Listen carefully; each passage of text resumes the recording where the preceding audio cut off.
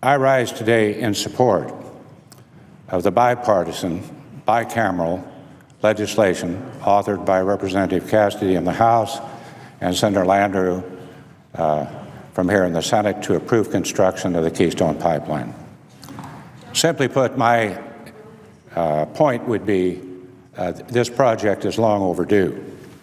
It's been said time and again, but it's worth repeating. 6 years of delays and 5 separate environmental impact statements concluding the pipeline is safe to build. Finally, we are voting on this legislation, already passed by the House last week, to grant approval of the project.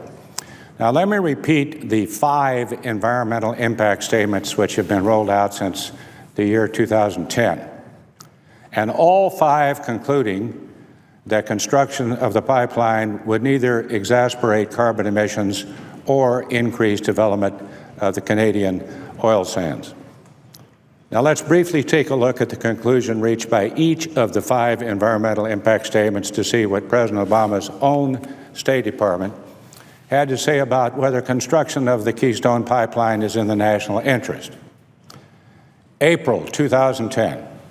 After a year-and-a-half review of TransCanada's application to construct the pipeline, State Department published the findings of its draft environmental impact statement, which concluded that the pipeline's construction would have limited environmental impact and would help reduce U.S. reliance on crude oil imports from other than less stable regions of the world. Less stable is an understatement as of today.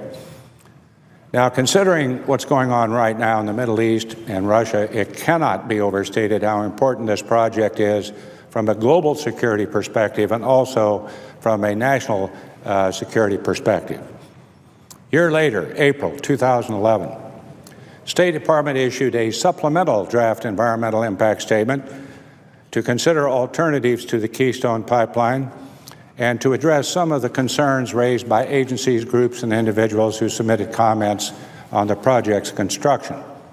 And keep in mind that the State Department did this despite the fact that it believed the original environmental impact statement sufficiently addressed all concerns. 4 months later, August 2011, the State Department released its final environmental impact statement, concluding yet again that this project should be built. The State Department concluded that construction would, and I quote, result in a project that would have a degree of safety greater than any typically constructed domestic oil pipeline system under current regulations, unquote.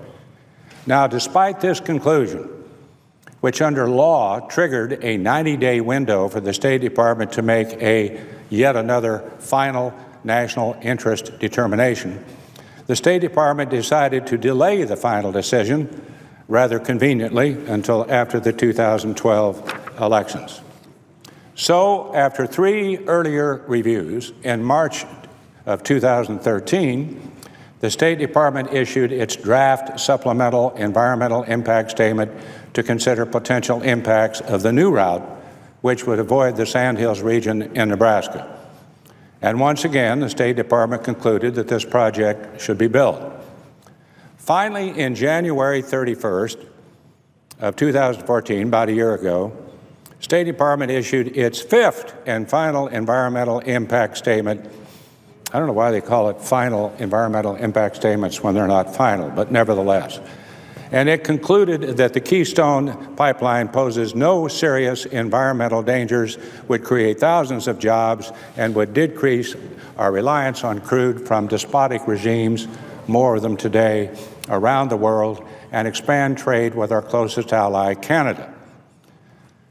Now, Mr. President, we have 2 options. The first is to finalize construction of the Keystone Pipeline, which will immediately result in thousands of construction jobs all throughout the United States. Or the second option, we can reject construction of this pipeline and instead transport the crude to the U.S. by rail, or allow Canada to simply export the crude to other countries like our good friend China.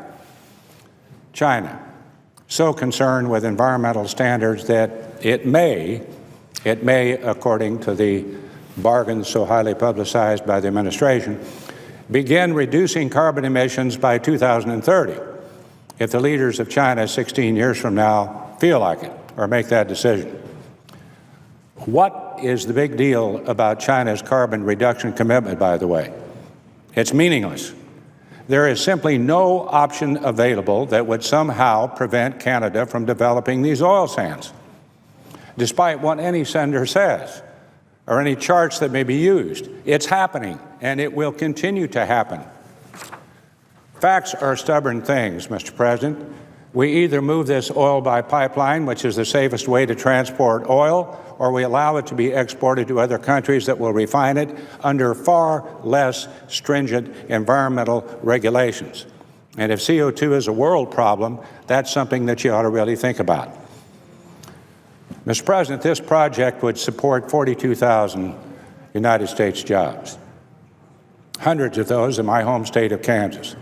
It would provide over 800,000 barrels of oil per day from our closest trading partner, Canada, and it would have a $3 billion impact on the U.S. economy.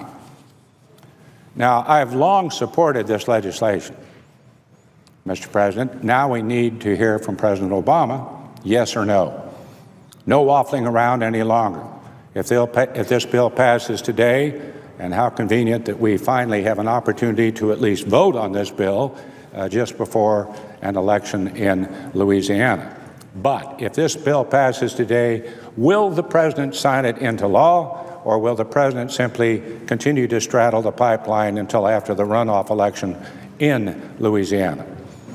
Seems to me the president owes the American people an answer as to whether he supports this project or not.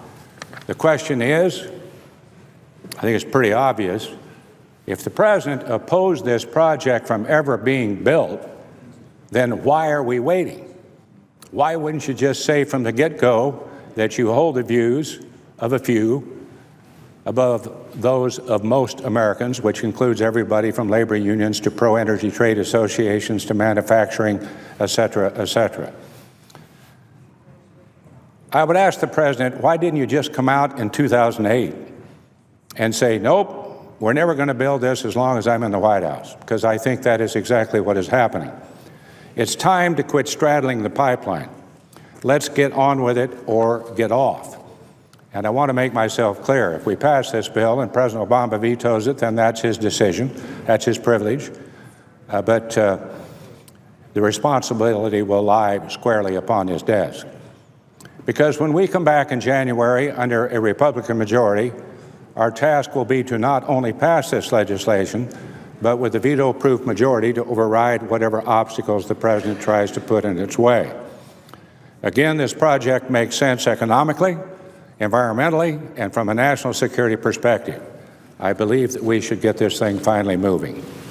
Thank you, Mr. President. Madam President, I yield the floor and notice the absence of a quorum.